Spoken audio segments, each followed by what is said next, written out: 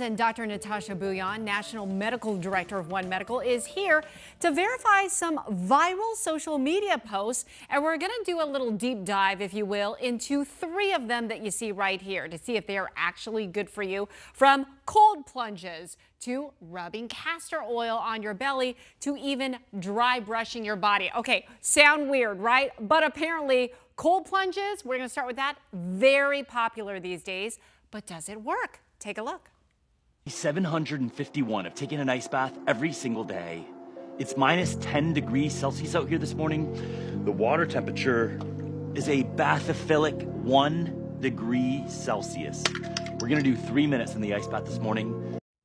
All right, so Natasha, is the cold plunge actually good for you? Okay, there is actually some truth behind this. So ice baths, cold plunges, cold showers, all of these are really popular recently. Yeah. And while there are some health benefits, there are certainly risks as well. So we know that if you do a cold plunge, it helps with muscle inflammation, muscle soreness. A lot of athletes do this post-workout for recovery.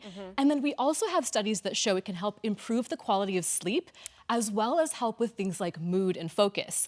But the benefits might be overstated because there are people that say it helps my immune system, I don't get sick when I do this. Yeah. Not a lot of evidence about that. Here's the problem, there's risks. Obviously, if you do an ice bath or a cold plunge, it's a shock to your system. Right. It can affect your heart and your circulation. The other problem is a lot of the studies on cold plunges are done in young, healthy people. And so we really need more research on what does it look like for the general population to do something like this, and are there long-term benefits? Okay, so how long? I mean, obviously you don't have to do it in the tundra like he is, but how long is good? Yeah, so experts are mixed on this, but the research shows doing it about 30 seconds does help. When you get to over 2 minutes, you start to lose a lot of the benefits. And so if people are thinking about starting, first of all, I say talk to your doctor. Yeah. Next, I say start with a cold shower. A cold shower for a few seconds is a good place to start, a small place to start before you jump into an ice bath. Yeah, no kidding. Okay, and he was doing it for 3 minutes. I know. Ooh, too long. All right, our second viral video was a hot topic in our newsroom, rubbing castor oil in your belly button. Why?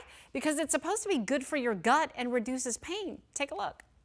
Helps detoxify the gut and the liver, promote regularity with going to the bathroom, reduce period pain and the size of ovarian cysts, and makes my skin super soft. You need to try it for yourself.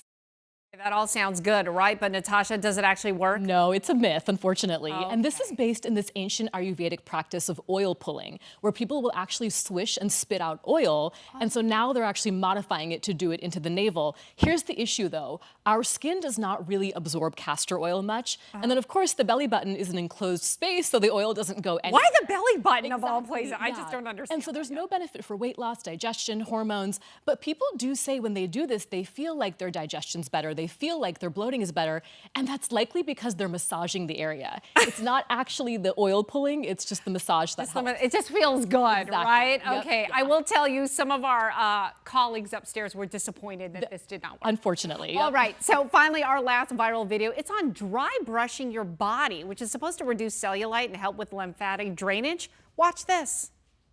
Why we start closest to the groin is because the lymphatic fluid is going to flow up towards that area. So we need to clear the way for the lymphatic fluid to flow. This is the best technique to help with lymphatic drainage. It's going to help tone the area, help with puffiness and detoxing. Okay, this question is twofold. As Troy said, what the heck is lymphatic drainage?